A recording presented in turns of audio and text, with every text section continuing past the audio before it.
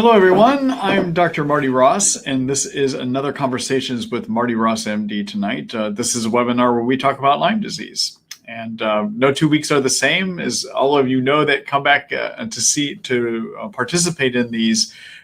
They're not the same because each week is a little bit different depending on which questions you write. So you create these webinars. So I'm interested in seeing what you create for me tonight. I'll see if I can answer the questions that you have. For those of you that are new here, welcome. I'm glad to see some new faces and names on my message board. And then those of you that are coming back, I'm glad to see that you have value, that you keep getting value and you keep coming back to these webinars. If you do get value out of these, one of the things I would request as we get into the webinar is share the information about these webinars with other people so they would sign up and participate them in as well too. I'd appreciate if you'd help me with that, okay? In terms of how you ask your questions, over on the right-hand side of the screen on the bottom is a chat box, and you can write your questions to me through that chat box.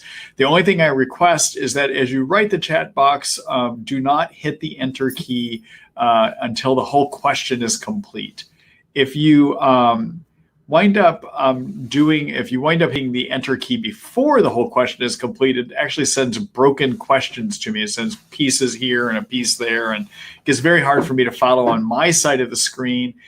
The other thing is I do try to post a whole question so that everyone can read them that is participating in the live version of the webinar. A written version of that will show on your screens. And so the best way for me to get the whole question up is for you to not hit the enter keys to write the question. All right. I am creating a recording of tonight's webinar, and if everything goes as planned, and it does get recorded, and I can edit it as I'd like to, that should be ready for you to look at tomorrow morning. It is my plan to have that out to you sometime in the morning before I start clinic here at 8:30 in the morning in Seattle, Washington. So I think I don't have anything else to say here. Oh, one more. Next week we do one more webinar, and then I will take the next week off after that. Okay. So with no further ado, let's go ahead and get started here. I'm going to take the first question.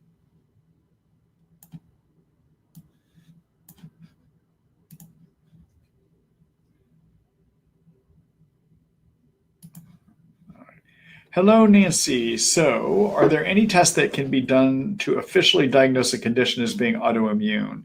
Does having chronic Lyme symptoms officially qualify as being an autoimmune condition? Thank you. So, when we say, thanks for that question, Nancy. So, in terms of what we mean when we say autoimmune, we mean that your immune system is actually attacking you. It's actually attacking your genetic material. It might be attacking your cells. So it's turned on you, okay? Now, some people with Lyme disease have immune systems that will start attacking them. But most people probably do not. So to say that you have Lyme disease, so not everyone with Lyme disease develops autoimmune illness. There are some people that do. The trouble is we don't have a good test that diagnoses this uniformly in everyone.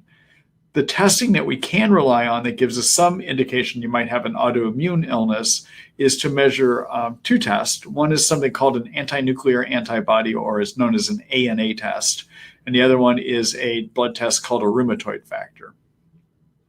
Now, both of these blood tests can be elevated in other autoimmune illnesses like in rheumatoid arthritis or in lupus arthritis and Sjogren's disease. All kinds of other conditions can elevate these tests. So they're not specific to Lyme, but if you have Lyme disease and you have elevations of those chemicals, it suggests that a component of your illness in Lyme is autoimmune, meaning your immune system is attacking your cells and your genetic material, okay? All right. So I hope that answers your question, Nancy. And good luck to you.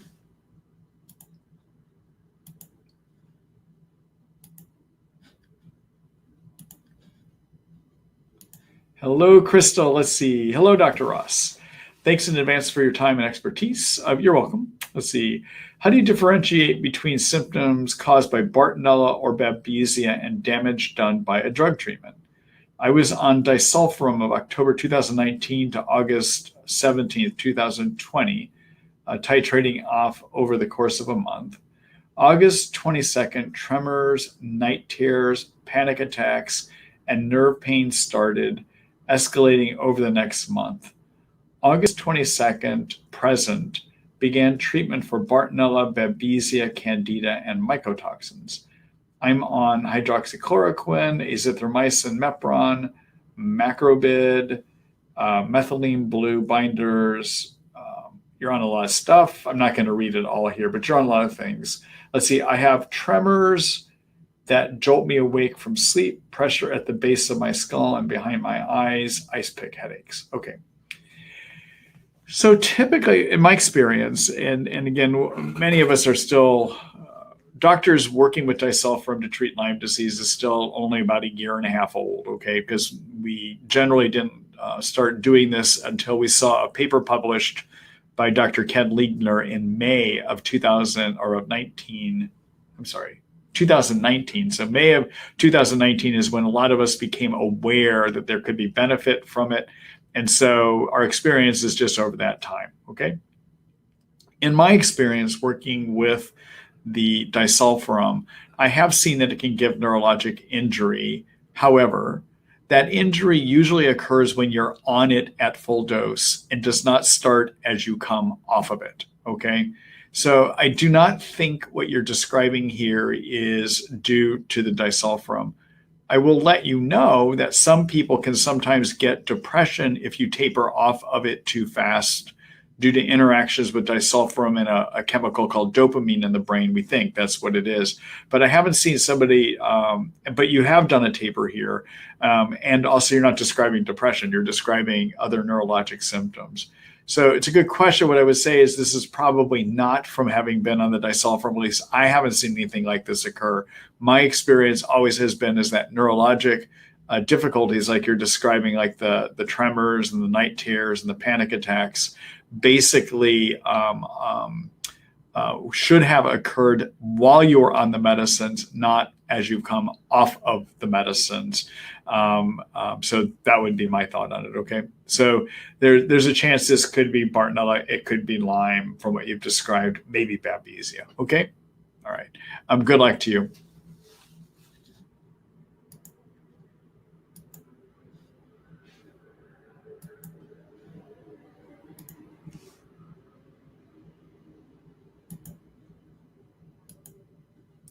Hello, Melissa. Hold on here just a minute.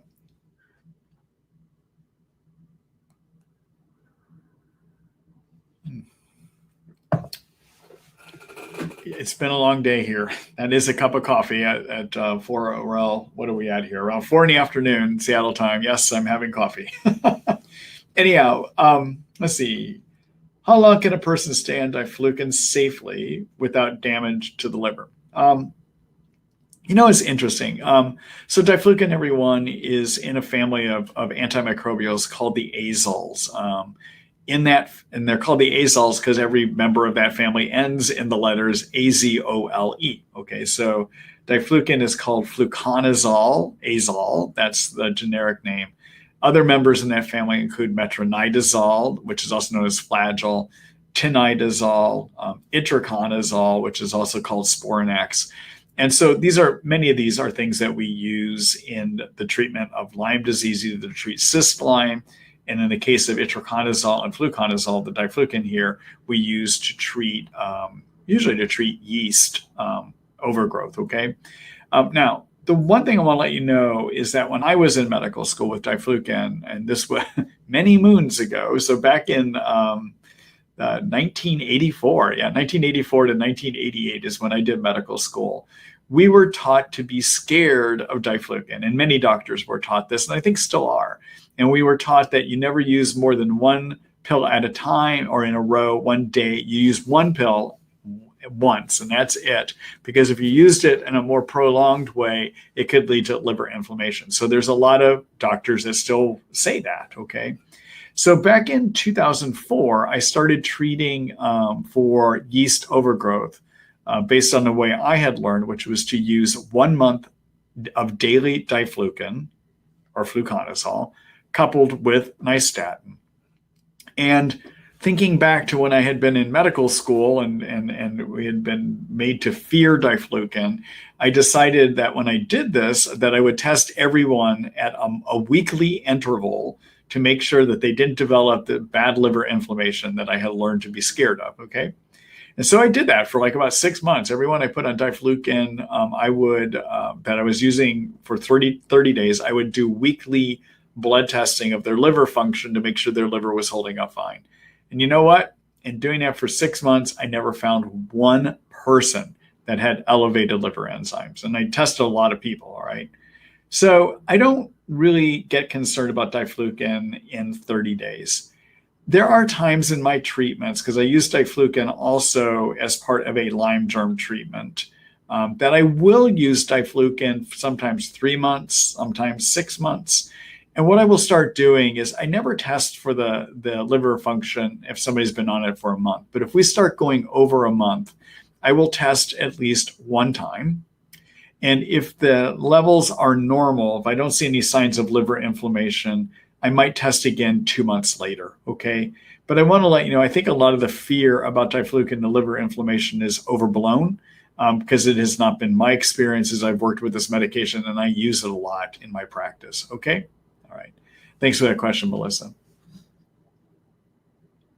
So in other words, if you don't have liver inflammation, you're not going to have damage to your liver, okay? The blood testing that your doctors would want to test is something called an AST and an ALT. Those are both liver enzymes that can indicate if there's liver inflammation going on, okay? All right. Good luck to you.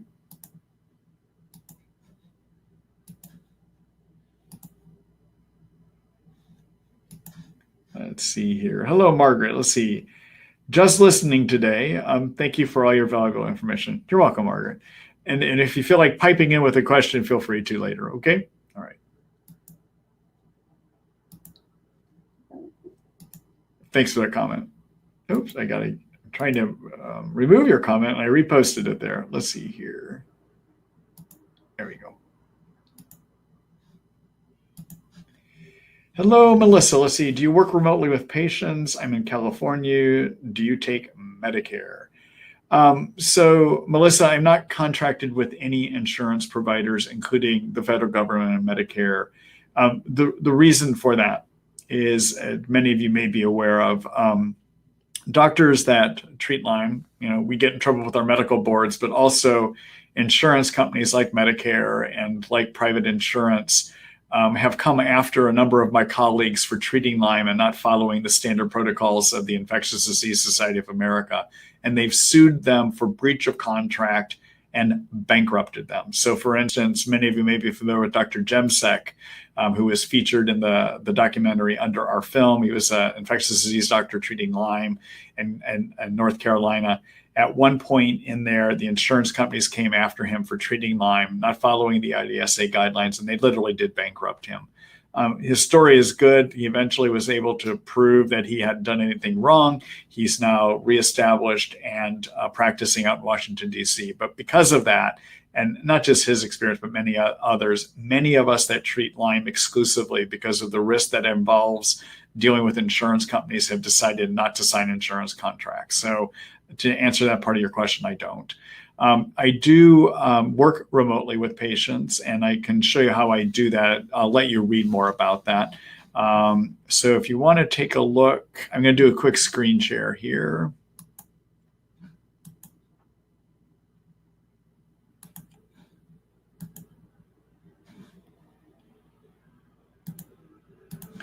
All right, so this is my Lyme disease information site, Treat Lyme by Marty Ross MD. I think many of you are aware of this. To find information about my clinic, where I do both in-person and remote visits, click on my clinic link here. Okay, and this is my practice website. And what you can do, click on the appointments page, and then I offer two types of services, something called full medical service, something called limited consult service. At this point, both of these types of visits I am offering as telemedicine visits. So read about what both of them are here, including I have all the cost information, et cetera, and I have information about, there's different forms you'll need to fill out depending on what you want to do. And if you decide it's something you would like to do, you can book it online by just clicking that Book Now button, okay? All right.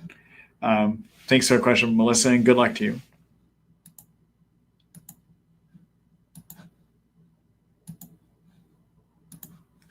Hello, Lindsay. Let's see. I'm taking Banderol Cemento for Lyme. Can I take Hutania and Sida for Bartonella at the same time? Should I alternate? So, Lindsay, everyone, Lindsay is using Banderol, which the generic name is Otoba bark extract, and Cemento, for which the generic name is cat's claw. And then Hutania and Sida acuta, actually. So it's Sida, and then the second word is acuta, A-C-U-T-A. Hutania, Sida acuta are kill Bartonella. In terms of how they work, the Hutania and Sida acuta are successful at treating Bartonella, in my experience, about 75% of the time. Well, I should say 70 to 75% of the time. That compares with prescription antibiotic techniques to kill Bartonella that work about 80 to 85% of the time. So it's about 10% of people have less of a chance of getting help with the Sida acuta and Hutania than they would with prescription antibiotics, okay? And then the Otoba and cat's claw are very effective at treating for the Lyme infection. And I find them to work in my clinical practice about 85 to 90% of the time, which is the same chance of success that I give to using prescription antibiotics to kill the Lyme germs as well, too. All right. So I just want everyone to know about that. I'll show you where you can read more information about all of those here in a minute. But the thing is, you can't take them all together, to answer your question. And I do have people in my practice that are simultaneously on Otoba, cat's claw, Hutania, Sida acuta. I have them literally put it all in the same glass of water, swallow them all at the same time, or you can actually just drop them all directly in your mouth and take it that way too. Okay? All right. So let me just do a quick screen share here for you.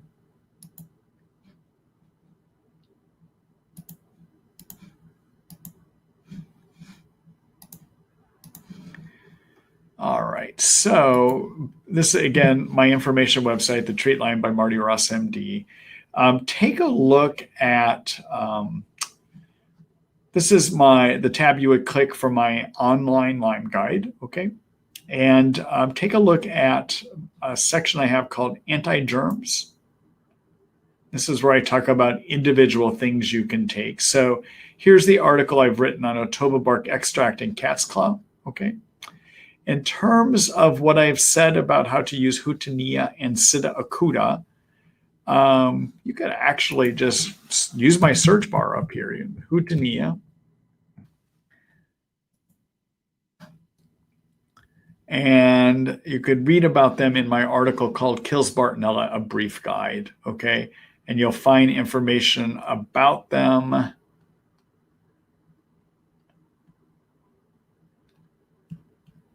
down here in this section, okay?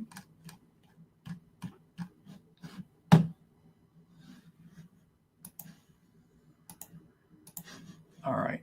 Thanks for the question, Lindsay. Good luck to you.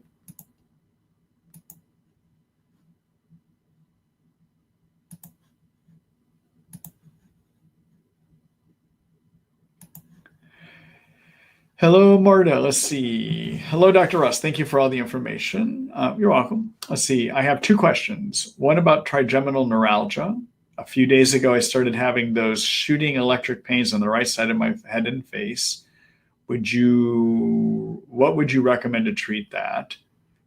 Second, is it possible to connect Lyme and Bartonella with a condition commonly named slipping disc? I have noticed it can get more often now than in the past. Kind regards, Marta. All right. So trigeminal neuralgia, I'll try to answer those. Trigeminal neuralgia, everyone, there's a nerve up here in the side of the face called the trigeminal nerve. It's one of what we call the cranial nerves, okay? And sometimes when it gets inflamed, it can just send these severe shooting pains up in this area, sometimes back. They can be pretty intense, and that's what Marta's describing. Marta, so probably the nerve is inflamed either from Lyme or Bartonella. Those would be common reasons for it to get inflamed. So one of the things to do is treat the infections, okay?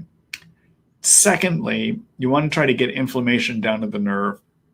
And if it is inflamed due to infection like Lyme or Bartonella, the one thing you want to do, I'd work with the curcumin, which is a component of turmeric. Curcumin is anti-inflammatory and decreases inflammation chemicals, which are called cytokines. Okay, so you want to decrease the inflammation of the nerve so it stops firing off those pain. And the product I'd like to use for my curcumin is something made by a company called Thorne. And the product is a liposomal variety of curcumin. It's called Bariva 500. And I would do 1 pill 3 times a day. The other thing that can be helpful for this is to do anti-seizure medicines or herbal options that would work in a similar way. So the something called carbamazepine is a useful medication, anti-seizure medicine that can sometimes help with this. Also, gabapentin might help with this kind of pain. There's other anti-seizure medicines that might do that too. Most primary care doctors would know how to do that, and neurologists would know how to do that. The other thing you could try, though, short of doing the prescription anti-seizure medicines, is to work with an herbal medicine, which is called theanine. It's L-theanine, so the letter L and then dash Theanine, L-theanine. L-theanine is converted in the brain. So L-theanine actually is a component of green tea. It's not caffeine, okay? And it is an amino acid-like chemical that in the brain is converted into another chemical, which is called GABA, okay?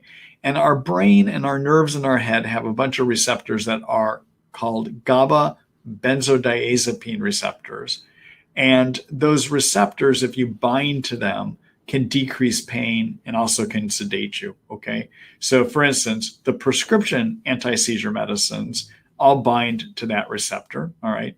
Benzodiazepines like Valium, like lorazepam, they also bind there too. So like benzodiazepines that we use for anxiety also can be very good for nerve pain as well too, although most doctors won't prescribe them because of concern of people getting addicted, but they can be really good for nerve pain too.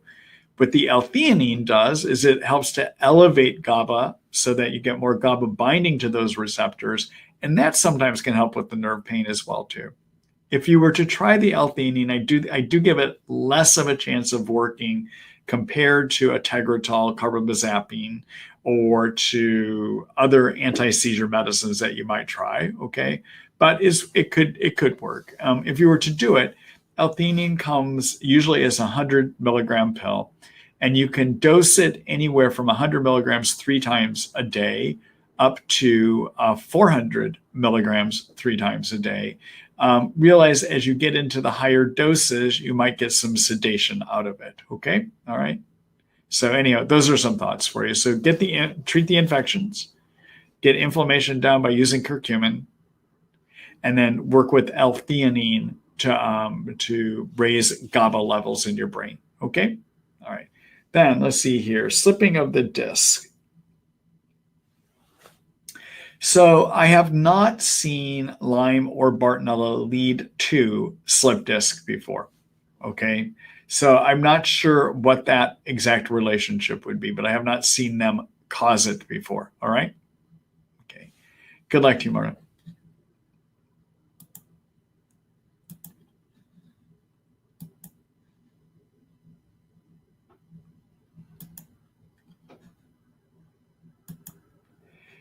Hello, Tracy. Hi, Dr. Ross. Any updates on which kinds of COVID vaccine might be best or worse for people with Lyme? No, I don't. And we won't know until we start seeing what happens to people in Lyme. So I know periodically I'm getting asked by people, what do I think of vaccines and what they're going to do for people with Lyme, et cetera. The truth is, no one will know until we get the vaccine and until we start trying it out on people with Lyme. We will have no ideas at all, okay? And as you probably know, I have no access to any science about these vaccines because nothing has been published yet anywhere, because all of them are still in trials at this point, okay? All right. Thanks for that question, Tracy.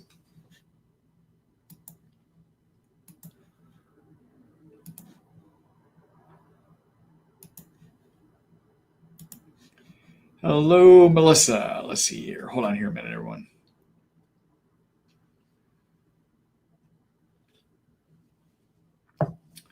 Let's see. What specialized test do you recommend to test for systemic Candida? Let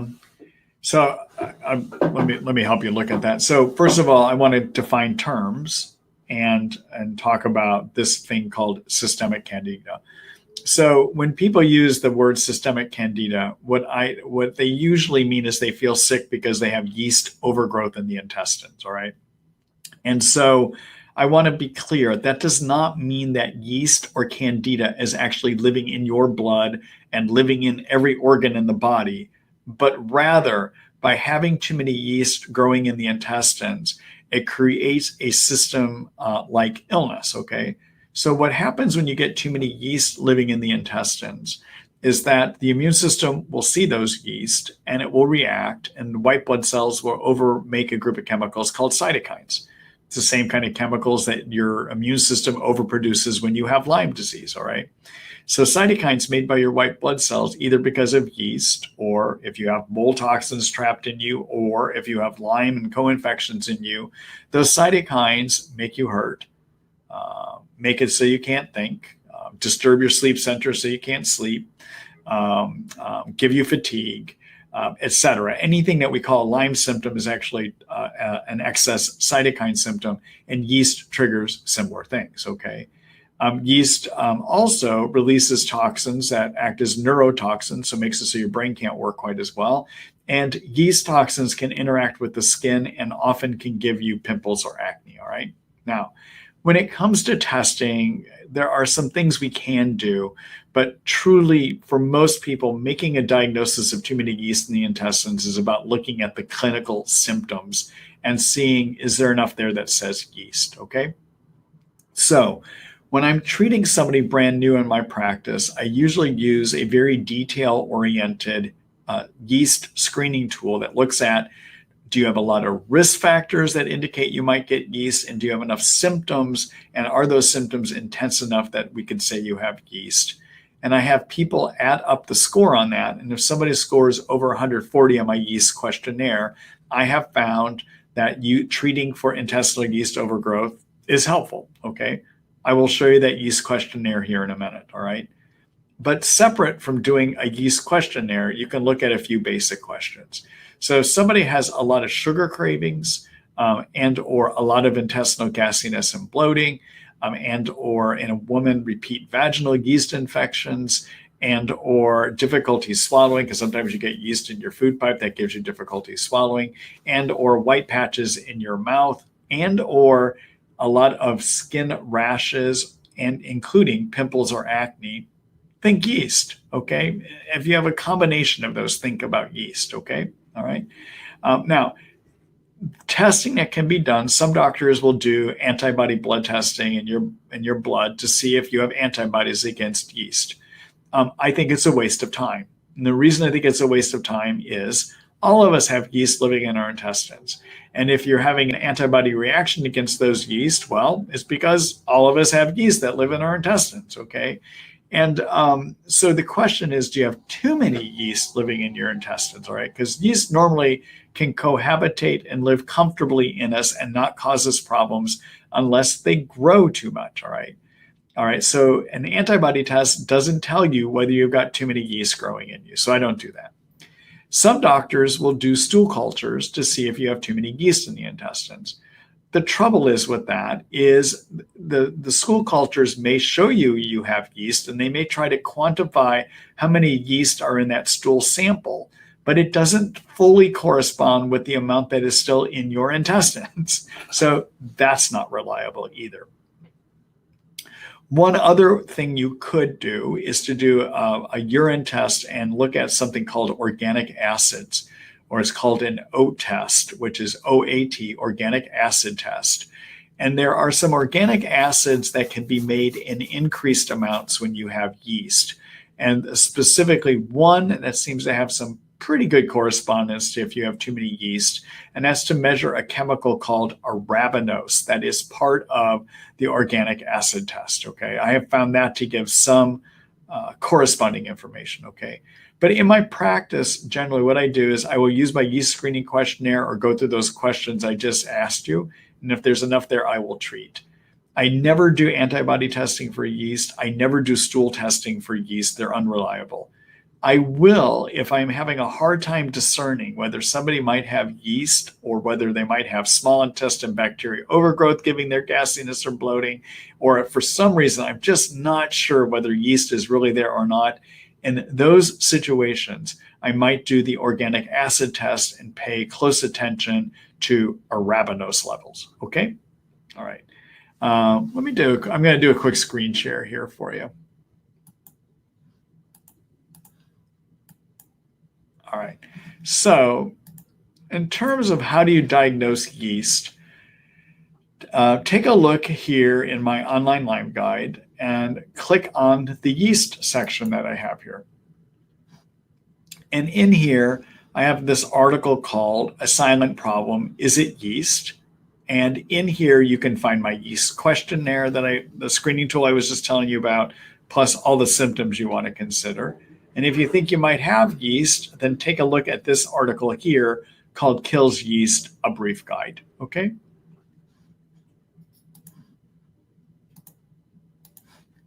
Right. Melissa, thanks for that question.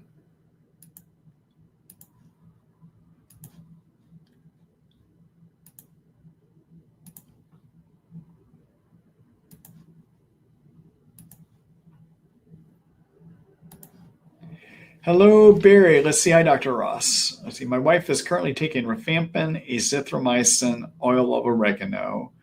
She has a ton of gas and nausea every evening due to, I think, the Zithromax. Is there something she can take to ease the nausea? Also, she's starting to take biocidin, and we just want your thoughts on adding this into the mix. All right. So,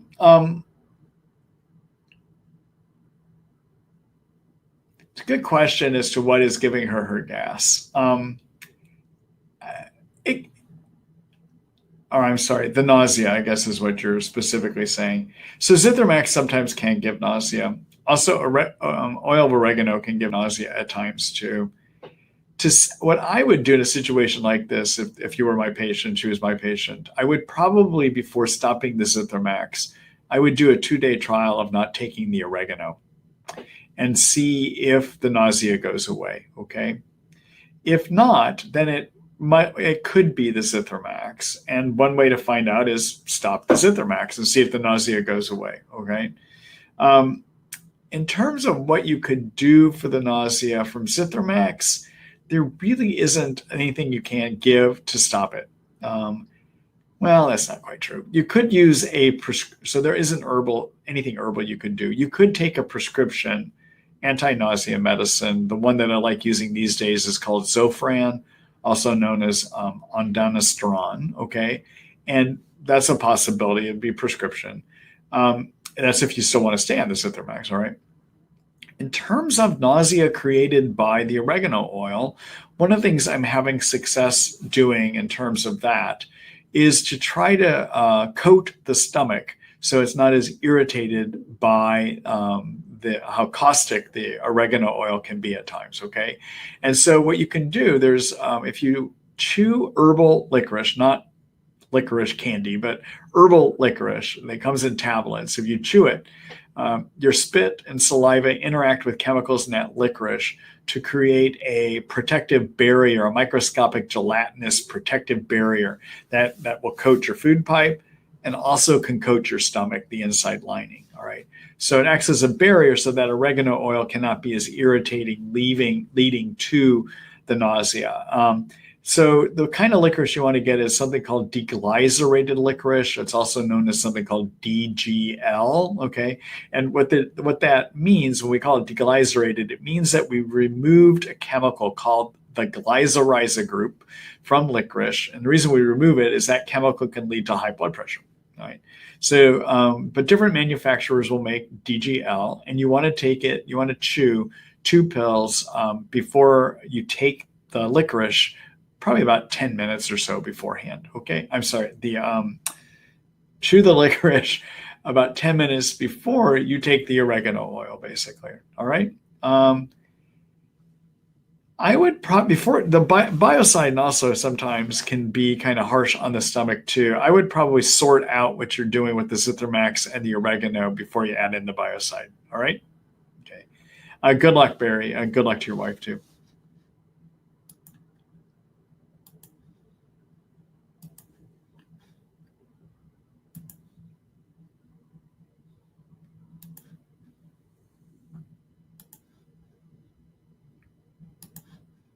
Hello, Rose. Hold on here just a minute.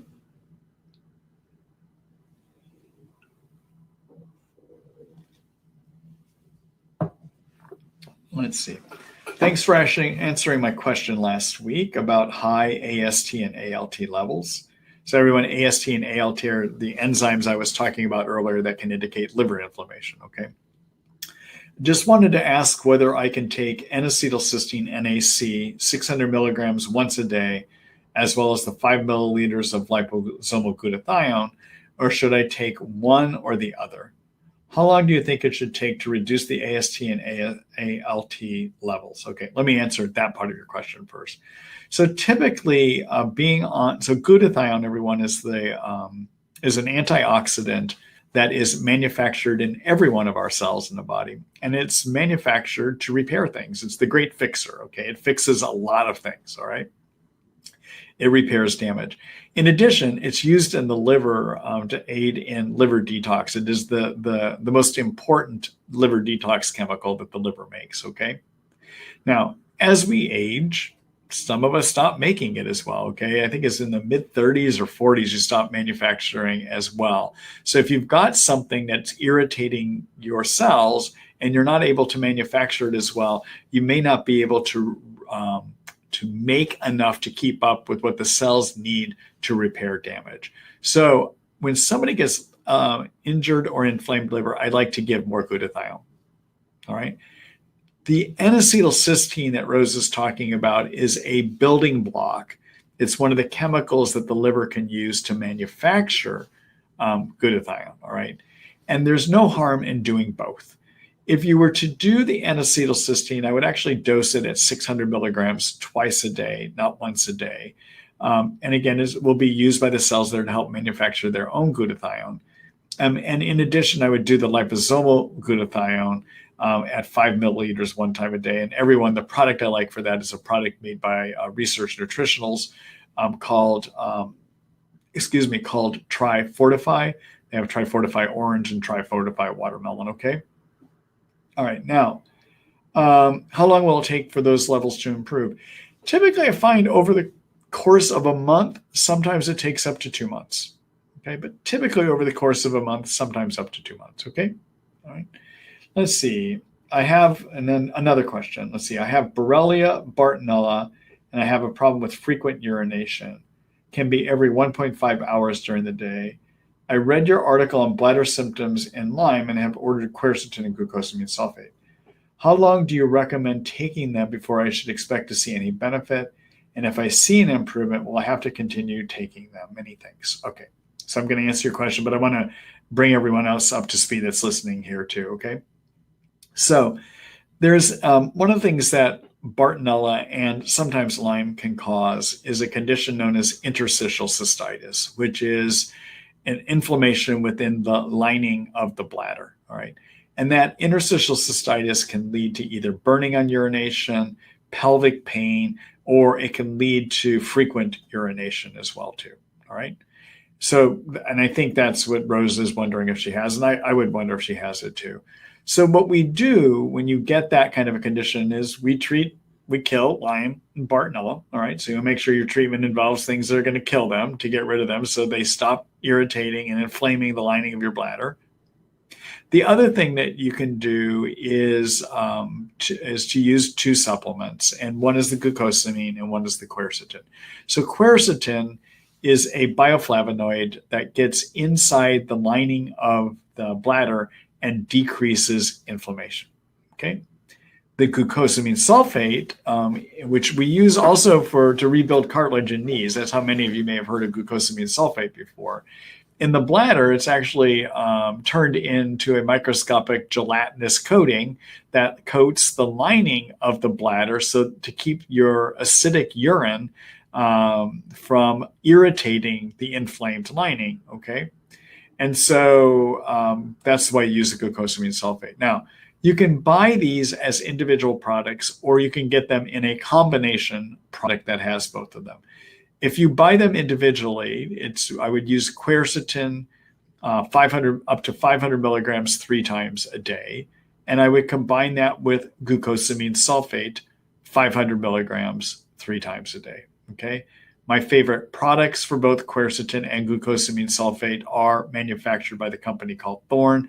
I will let you know, Thorne has not done research to show that these things work. What I can reflect is my own experience that says they can be helpful. Okay. The other way you could get this, a supplement compound that has both of those in it, would be to take a product made by Vitanica, and it's a product called Bladder Ease. So bladder and then the word ease, E-A-S-E. It has both quercetin and glucosamine and L-arginine actually in it. And the way I recommend my patients take it for interstitial cystitis is 4 pills of that 3 times a day. Okay. All right. So anyhow, how long does it take to work? Usually if it's going to work, I see benefit within a month. Sometimes it takes up to 2 months, okay? But if you're using it and you're getting no benefits by 2 months, I would suggest just stopping. It's probably not going to work, all right? All right. And then Rose, just to be clear, I hope that somewhere along the way, somebody in the past, you've had this looked at to make sure you don't have a hidden bladder infection that could be leading to ongoing frequent urination. The simple way to look at that is to send your urine into the lab and have them look to make sure that there are no signs of regular bacteria infection, like something like E. coli, for instance. Okay? All right. So thank you for that question, Rose.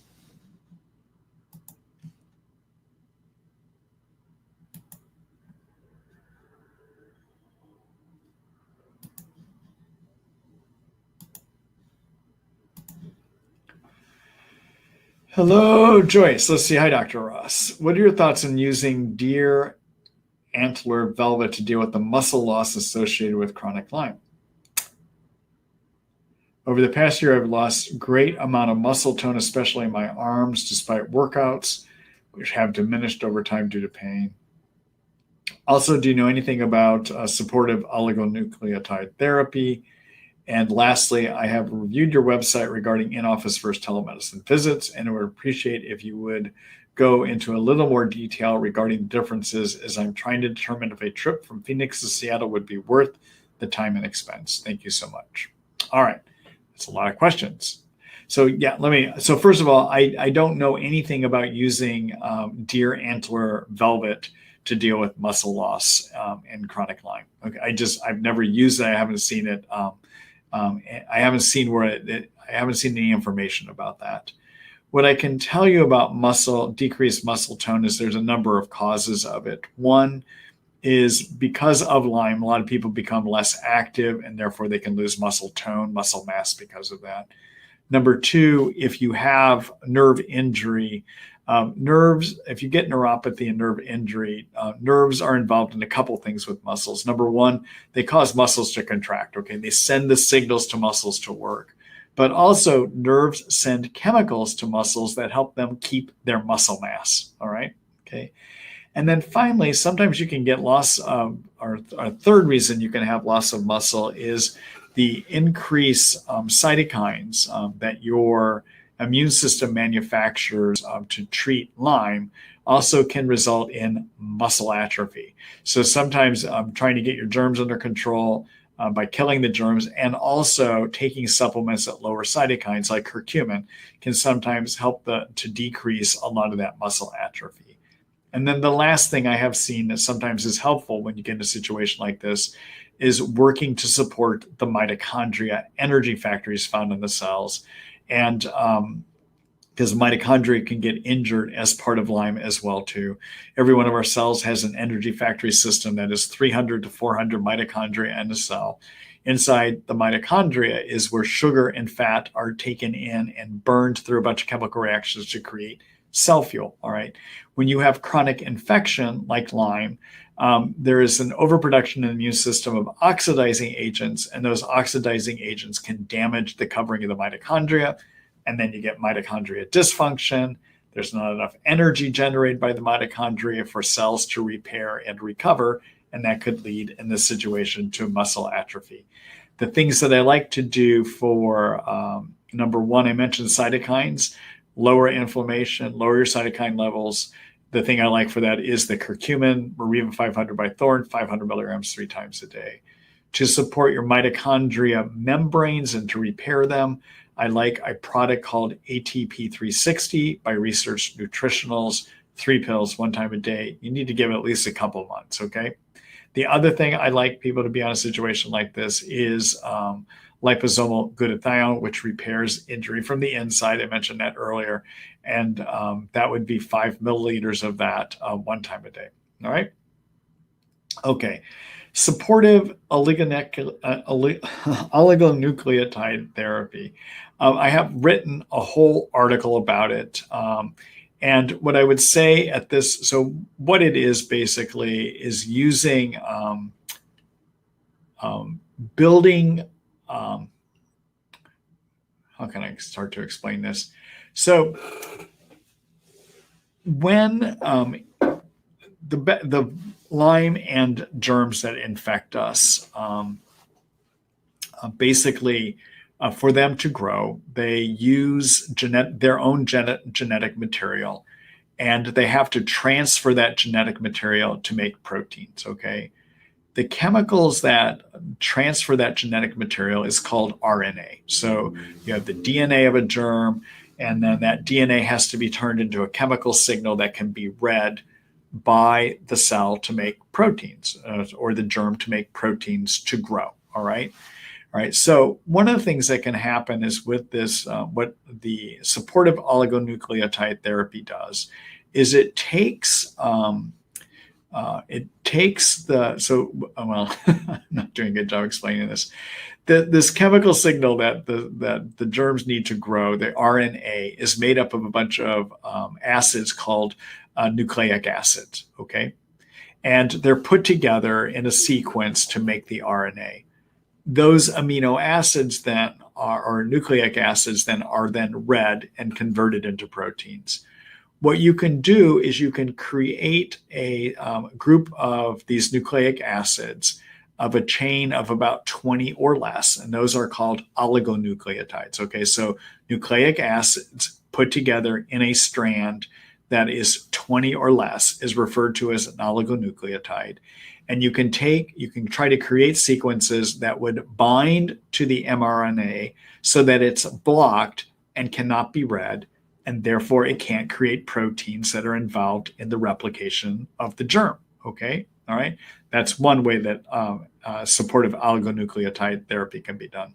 Another way it could be done is that you can develop oligonucleotide strands that bind to the RNA, that snip it and break it at a place so it cannot be read to create proteins involved in replication. Okay, so in theory, this is how the supportive oligonucleotide therapy works.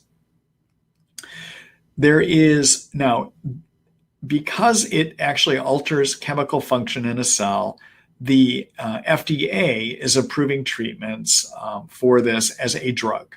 So there are some situations where oligonucleotide therapy is being used for cancer.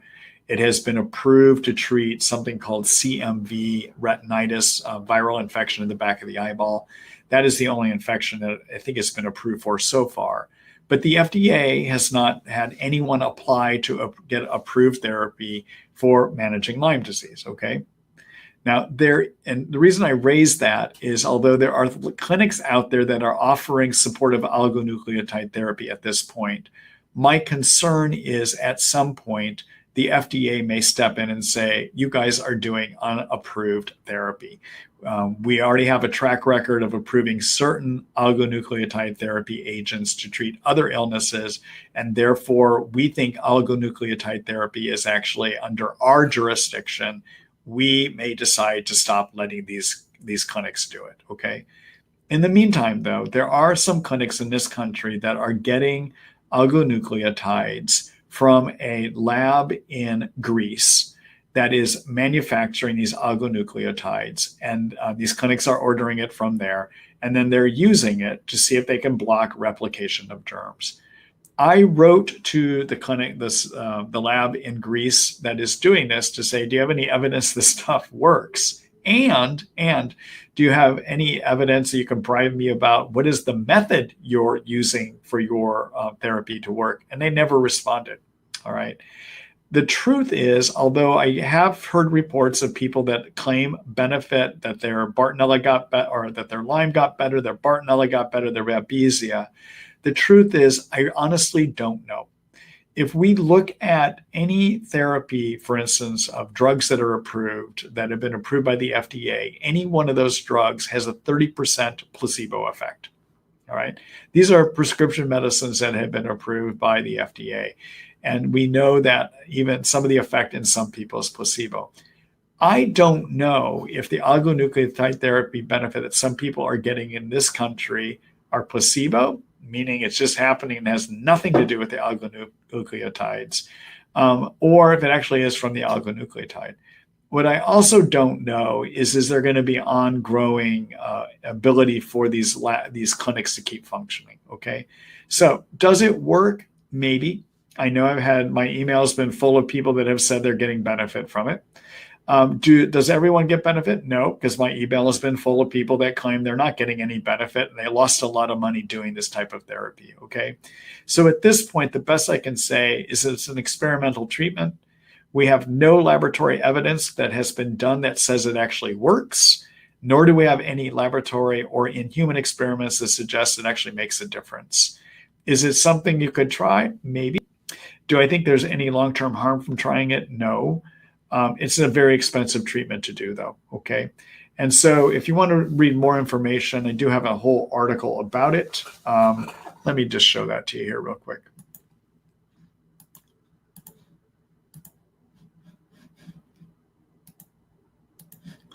All right, so this is back at my Lyme information type. I'm just going to type in SOT. So this is the article that I wrote. It's called Supportive Oligonucleotide Therapy. I give you the background on how it's supposed to work. I talk about the genetics behind it and potential problems of why I'm skeptical that it actually is helping everyone that even thinks they're getting help. Okay. Anyhow, take a look at this article. I guess what I would really say is I'm not sure if it works. I think it's a very expensive thing to be trying without any science that's been done showing it works in Lyme. I do know there are some providers out there that claim that there is science showing it works for Lyme. What they're really saying is there's science that shows it works for cancer, and there's science that shows it works for CMV retinitis. But I can assure you there is no science that has been done that says it works for Lyme.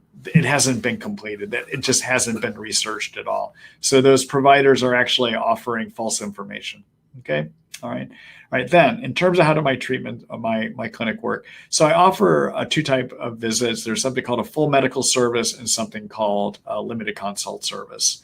In both of them at this point, I'm doing both of them via telemedicine. The full medical service visit is something that if you do that option, I can prescribe and I can order blood testing for you, okay?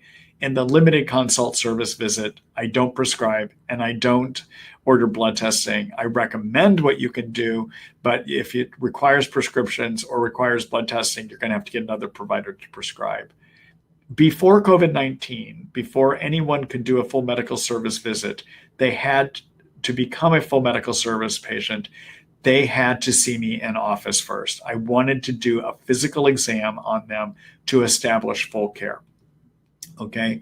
And I would require that somebody would see me in office at least 2 times a year after that initial visit to keep being a full medical service visit patient. Okay.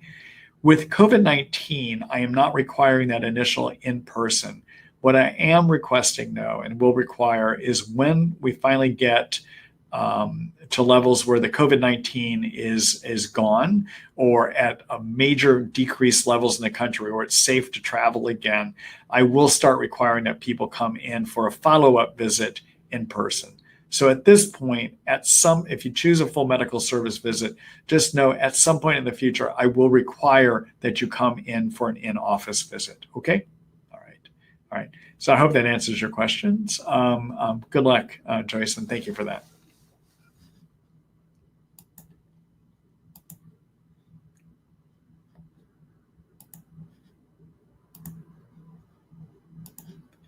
Hello, Anne. Let's see here. How does the flu vaccine affect those who have recovered from Lyme? I understand it can cause Lyme flare-up in some people, but the COVID-19 situation this year, is it worth the risk for a 69-year-old, otherwise healthy, but suffered from Lyme chronic fatigue for 3.5 years? Thanks for all you do to help us. So, Anne, you're asking the million-dollar question this year. So first of all, what we see, and I see in my practice, is that patients that are under treatment for Lyme that get the flu vaccine, many, not all, but many will have a decline in their Lyme. And we think that Lyme can get more active with the flu vaccine, okay? In terms of people that are in remission, to be honest with you, I don't fully know. Because by the time people get into remission and they start deciding if they're going to have flu vaccines or not, I don't follow them. They're in remission. So I don't know if they're getting flu vaccines and clinically whether we're seeing a decline. What I am describing about getting worse with flu vaccines is more of something that we see clinically. No one has done research, so this is not in the scientific literature. Okay. All right. Now, so ordinarily, so there's things to get a flu vaccine or not is basically weighing out risk and benefits. Okay. So there is a risk that if you get a flu vaccine, Lyme could get active. I don't think it is as great of a risk if you are in remission. Okay. Now, when you look then at deciding to get the flu vaccine, you have to weigh out the risk of what happens if you get the flu. All right. So if you get the flu and you're over 65 years of age, you have a greater chance of having harm from the flu than somebody under 65 years of age. So you have a greater chance of death. You have a greater chance of needing to be hospitalized. Okay. All right.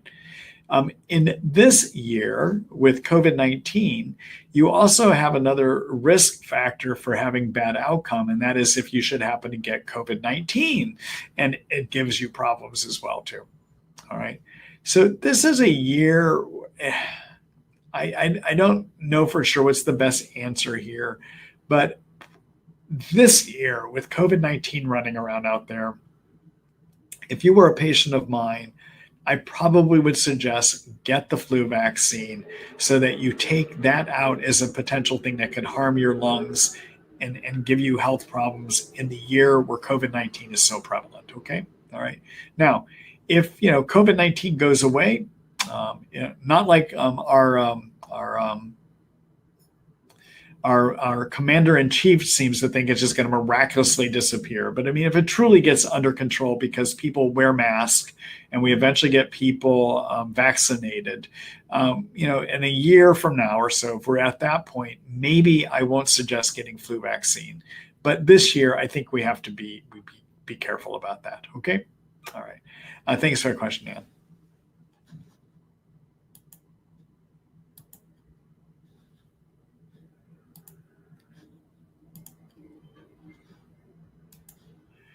Hello, Nate. Let's see. Thank you so much for these, Dr. Marty. They are very helpful. You're welcome. Let's see. What is your experience treating Babesia with Primaquine? I've recently started it, but can find no literature on its effectiveness in Babesia. So it's interesting. One of the things that's on my to-do list, and I have a big to-do list for things to add or even update on my Lyme disease information site, is I want to update my article on Babesia. So, and because my current article on how do you treat Babesia does not include anything about Primaquine. Let me talk about Primaquine. I do use it in my practice. So Primaquine, everyone, is a medication that is used to treat malaria. It's used, I think, to treat more acute malaria. Well, malaria. Malaria is always acute when you get it. So let me share a story with you. So a number of years ago, I had a patient of mine that was having a very difficult time getting Babesia under control. We could control it, but I often had to, at one time, I think I had her on 5 different antibiotics to keep it under control. 5. Okay. I was using a tetracycline coupled with Bactrim, I think coupled with artemisinin or cryptolepis, coupled with Mepron, coupled with azithromycin. I mean, we did a lot. And if we did that, we could keep it under control. But every time we would bring her down in just one of those antibiotics, her Babesia symptoms would start raging. Okay. And this went on for quite a while. Eventually, she started doing her own research. She's a PhD sociologist and just started doing her own investigations. And she came across the idea of using Primaquine and asked if I would try it for her. And what I would reflect is after all those years, like 2 or 3 years, I think we tried various things to get her Babesia out and we couldn't. When we did finally switch her to a Primaquine-based treatment, it did work. Okay, it did work. And so what we want, when you use, so it can, and I tend to reserve it more for people that were not making headway with the standard treatments. That's when, in my practice, I've been using Primaquine. So Primaquine is dosed based upon its base content. So you would say, if you look it up, you're going to see it's called, I think it's a 23 milligram pill, and it has 15 milligrams of base in it, Primaquine base in it, okay? So you do 2 of the Primaquine base pills 1 time a day. And then you want to combine it with quinine or a quinine-like chemical. And the quinine-like chemical I like using is hydroxychloroquine, plaquenil, made famous by that fool in the White House. And I'm sorry, I know I shouldn't talk politics here, but I hope all of you are thinking twice about this next election and that you think twice about having somebody that understands public health and science in that Oval Office so that we can deal with global warming that's killing a lot of people right now, and that we get somebody in there that's willing to do the things that are necessary to deal with the other major public health problem we have, which is COVID-19. So anyhow, I'll say that, okay? Let me go back to this again. So yes, the president did talk about using plaquenil, and the one place where it is useful is in a Primaquine regimen, okay? So Primaquine I would do as 2 pills 1 time a day, and you couple it with either quinine sulfate or with plaquenil. If you do the plaquenil, it's 200 milligrams twice a day. Now, the reason I would use plaquenil over quinine is quinine can tend to have a lot of neuropathies that develop with it. The plaquenil, which is a quinine-like chemical, tends not to have a lot of the neuropathies develop. In addition, even though in a lot of the efforts to discredit the use of plaquenil for COVID-19, there was a lot of hype that was made that it can be a dangerous drug for your heart, et cetera. It's actually not. We use a lot of plaquenil in managing Lyme disease, and it is just rarely does it give any cardiac problems. And so I do think that in the attempts to discredit President Trump, that a lot of the people that went after him for recommending plaquenil and calling for the use of plaquenil tried to say it was going to do horrible things to the heart. That's not true. They overblew that. They went way overboard on that. So I like using Primaquine. I do 2 pills 1 time a day along with plaquenil, 200 milligrams twice a day. I reserve it for patients for the standard treatments I currently recommend are not working. And I have found it to be very useful in people that have failed other forms of Babesia treatment. It can sometimes take 4 to 5 months of using it, but I have a number of patients that have had great benefit when nothing else was working for them. Okay. All right. So I hope that answers your question, Nate.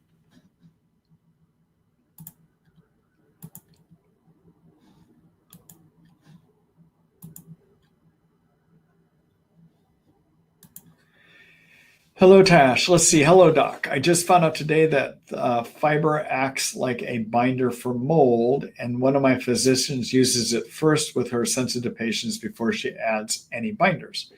I've been off the fiber a few days and I feel better. I had no idea because I never bothered me before.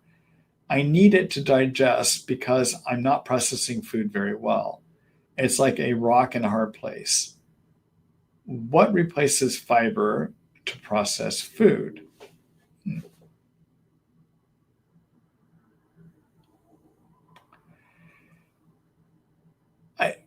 Tash, I need to have a better discussion with you about what the intention is here.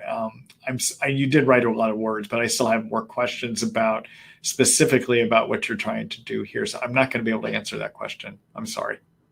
Thanks for that question.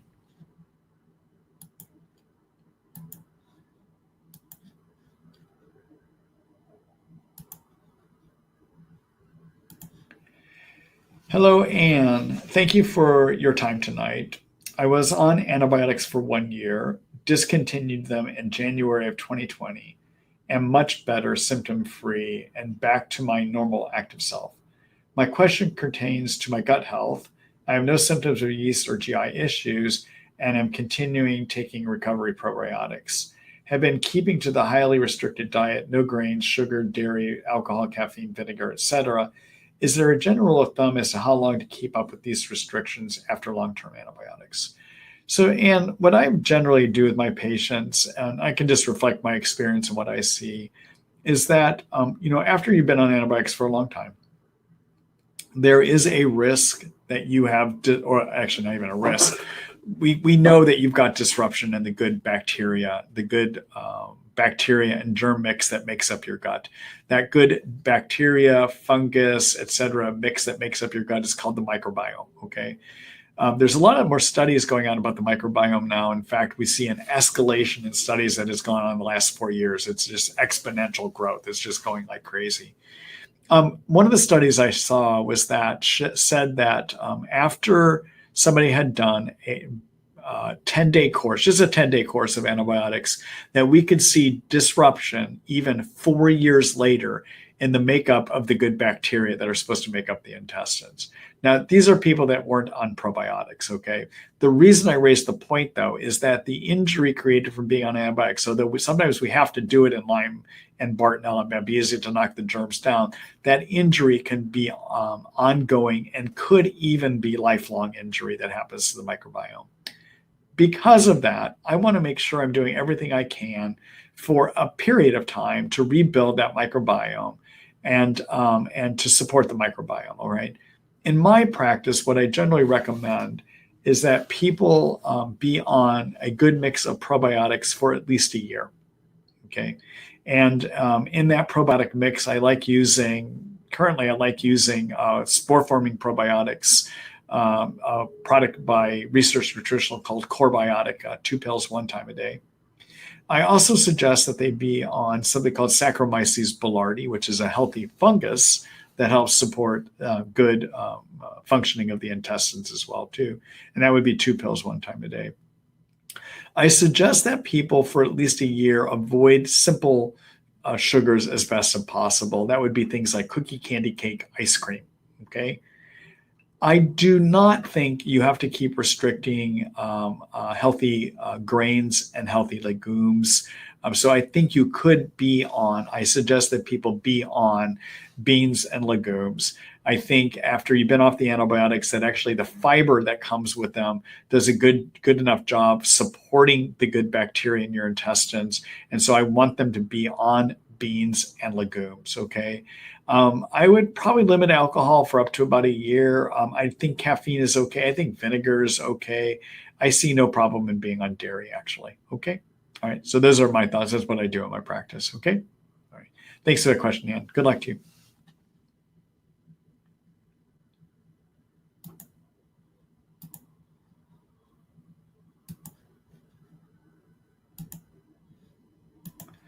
Hello, Geraldine.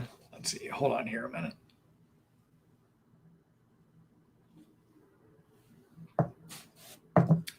If you have episodes where you have more muscle and joint aches and pains, does it necessarily mean the Lyme bacteria has become more active or come back?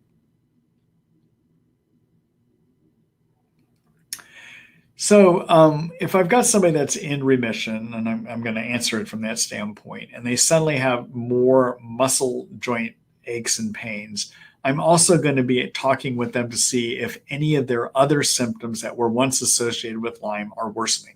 Okay. And if other symptoms are also worsening, then I might start wondering, could Lyme be active? Okay.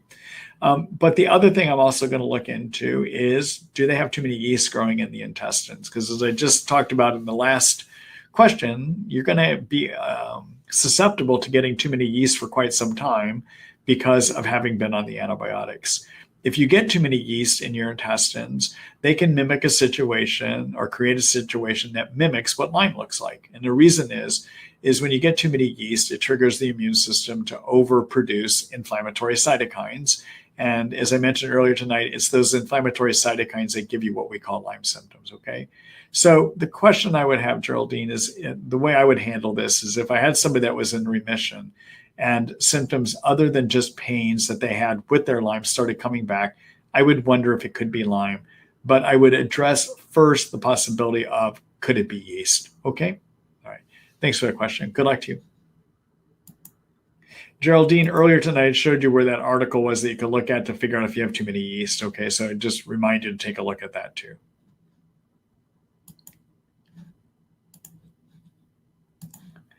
Hello, Rich. Let's see. Dr. Ross, there's a website, newfmtest.com, that tests for fibromyalgia. Is this really possible? Isn't the diagnosis of fibromyalgia and chronic fatigue syndrome really general labels that give to illness they cannot identify properly?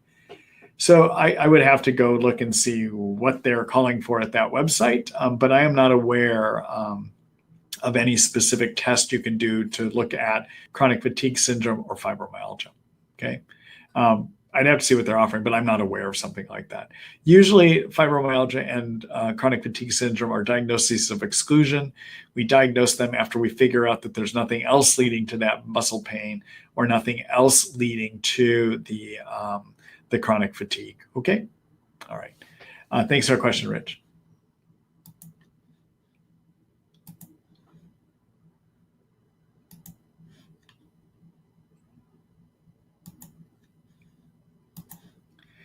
Hello, Nate. Let's see. I have terrible pain and swelling in my joints, most notably my hips and knees. Any recommendations on how to combat the inflammation in the joints? Supplements like turmeric, curcumin, and fish oil do not seem to relieve the pain and swelling. Thank you so much. You know, Nate, the only other suggestion I would have from a natural standpoint is you might want to try to support the cartilage in your joints that sometimes can get injured from Lyme. And I would use something called glucosamine sulfate, 500 milligrams, 3 times a day. Glucosamine can rebuild the cartilage in your joints, which can sometimes help with a lot of this ongoing pain. If you were to do it, I would give it a 2-month try, and I would make sure you're using a good quality product. So things like, for instance, those things sold at Costco, I would not call necessarily good quality. Things sold at Target, I would not call necessarily good quality. For this one, if you're going to try to see what works, try a Thorne product. You can find it at my supplement store, for instance. It's a glucosamine sulfate, 500 milligrams, 3 times a day. So let me just do a quick screen share here. And I would give it at least a 2-month try too. All right. So I think I actually talk about that. Let me just see something here.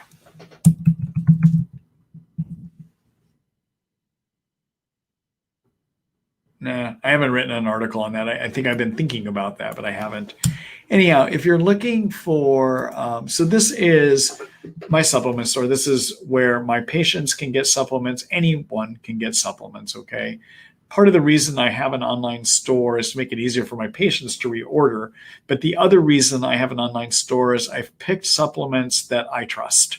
That when somebody says that the ingredient, when the company says the ingredient is in it, it truly is in it, okay? And I try to use companies that don't put artificial fillers in it that will help you. So I know there's a lot of out there when people are looking at using supplements, there's a lot of garbage out there. You have to be careful. So if you're looking at what would have the greatest chance of working, what do I consider to be quality products that are not garbage that could hurt you or just not work? Anyone, you can take a look here. If you hear me talk about glucosamine sulfate, see what I offer here, okay? The other thing I would suggest is anyone can buy from me. So this is a store that's available for anyone that has interest in supplements to help with their Lyme. So to show you what I have for glucosamine sulfate.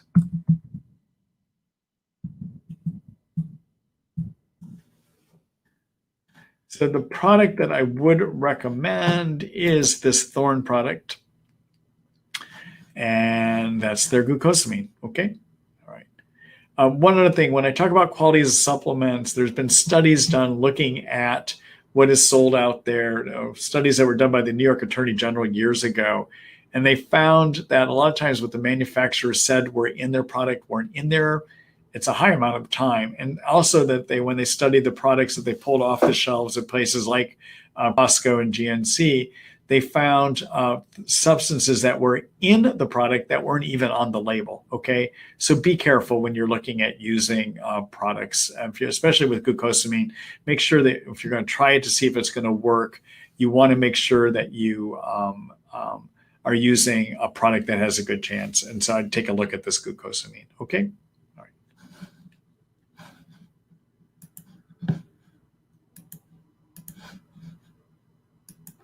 All right, Nate, thanks for that question. Good luck to you.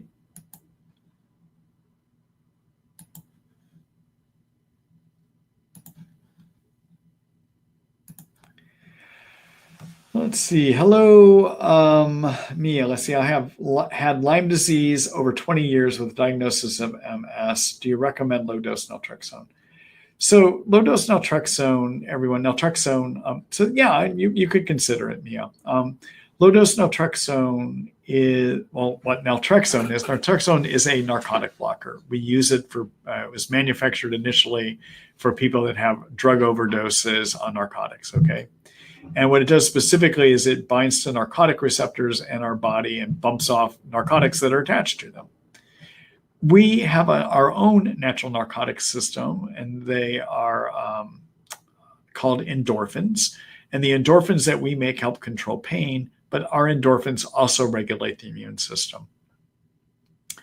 If you provide a temporary blockade to the endorphin receptor, narcotic receptors in our bodies, what happens is our brain doesn't like it, and it starts sending out a bunch of signals to the endorphin-producing cells telling them to make more endorphins, all right? The other thing that happens is these endorphin receptors, knowing that they've been blocked, start becoming much more sensitive to endorphins. And so what happens then is as this temporary blockade of the endorphin receptors goes away, those endorphin sites that are now super sensitive to endorphins get flooded with extra endorphins that the brain caused to be made, and you suddenly get more activity and more action. And what can happen is it can regulate an overactive immune system that is attacking a person, okay? The other thing that can happen is some of the endorphin receptors in the brain can actually decrease pain transmission that we see in fibromyalgia. So LDN is also useful for myalgia, fibromyalgia type pain through its regulation that it does up in the brain, okay? Now, can it help with multiple sclerosis? Yes. There are some people that report good benefits and having improvement in their multiple sclerosis. Keep in mind that multiple sclerosis is a grab bag, but for some people, their multiple sclerosis is an autoimmune illness. And the low-dose naltrexone can regulate immune system attacking you. And so therefore, it could even potentially help with multiple sclerosis as well too, okay? For more information about low-dose naltrexone, if anyone is interested in it and how you work with it, let me just do a quick screen share here. Oh, that looks like Thor, everyone in the background. That's my dog, if you're wondering what's popping up back there. That's my dog, Thor. Let's see here. We're going to do a quick screen share.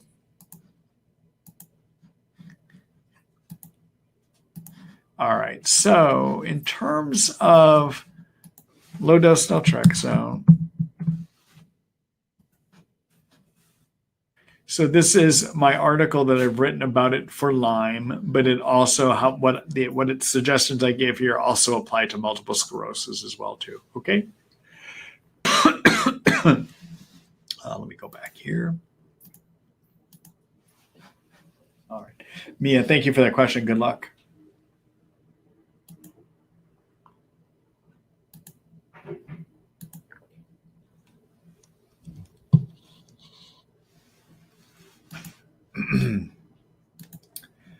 Hello, Leanne. Let's see. Hi, Dr. Marty. How do I transition from malarone and azithromycin to disulfiram? Or do I just add it in as another layer? Thank you. So, Leanne, there's different feelings on this. Okay, so disulfiram, as many of you know, is being used to treat persister Lyme, and disulfiram actually can kill Babesia as well too. In terms of all the options that we have to treat Babesia, I think it is a weaker option, but it can help with Babesia. All right. Now, if you are using disulfiram to treat persister Lyme, many physicians out there are thinking that they should just use it alone and not have you on antimicrobials that treat growing forms of the Lyme. Okay. So you can think of Lyme as having growth forms and hibernating persister forms. The Lyme also exists as something called a spirochete, which is a corkscrew-looking thing, and in a cyst. Okay, so the spirochetes and the cyst have a growing form and a persister form. All right, laboratory experiments suggest to us from Northeastern University in Boston that perhaps 20% of spirochetes and 20% of cyst Lyme forms can turn into persisters. All right. Regarding Babesia, no one has been able to show us, or I haven't seen any science yet that says that Babesia has persister forms. I don't know if they do or not. Okay. All right. I, in my practice, sometimes use disulfiram alone to treat persister Lyme. Sometimes I use it as part of a treatment that also includes antibiotics that treat growing forms of Lyme. I mix it all up. I find benefits either way. And depending on the patient, I might choose to use disulfiram to treat persisters. And I might use regular antibiotics like an azithromycin to treat growing forms of the Lyme. In your situation, the malarone and azithromycin is a Babesia treatment.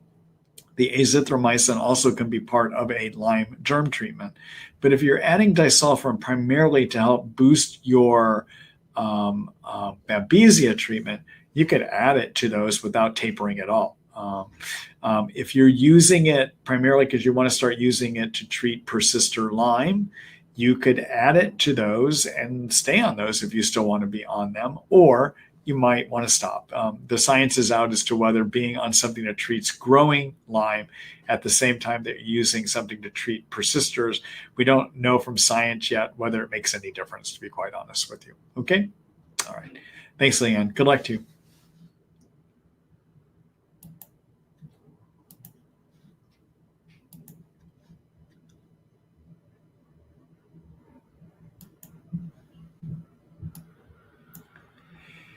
Hello, Christine. Let's see. Yesterday, I went to my holistic dentist for what I suspected might be a fistula. Turns out I have an abscess and a dead tooth and must be extracted.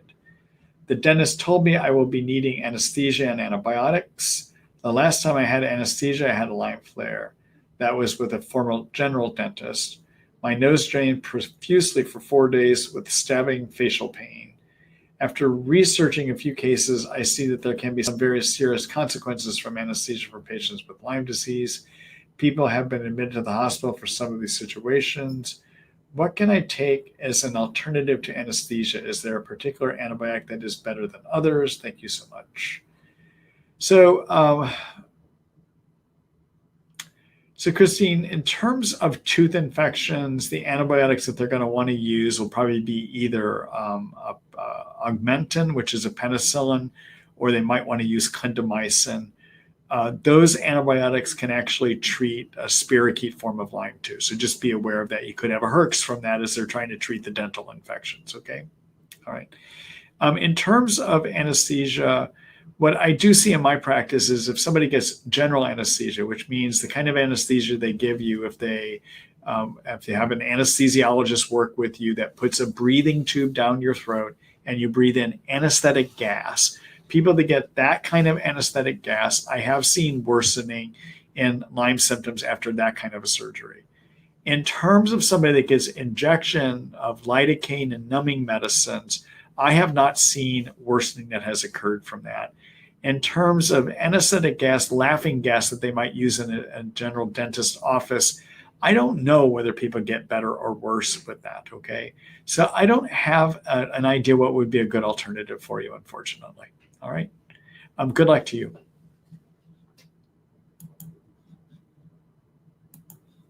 All right, everyone. That's it for me for tonight. It's been good to be here with you again. Look tomorrow morning, look at your email in the morning. I will have sent out the email to you before my practice opens in the morning, and it will include information about what was in the webinar tonight, as well as links to sign up for next week's webinar and link to look at the recording from tonight's webinar. Again, as I asked earlier tonight, if you find benefit from these, please share the information for others that you think might benefit from signing up and participating in the webinars. Also, feel free to share the video recording links widely and that email as I send it out tomorrow as well, too. Okay? All right. Good night, everyone, and thanks for being here, and I hope everyone has a good week.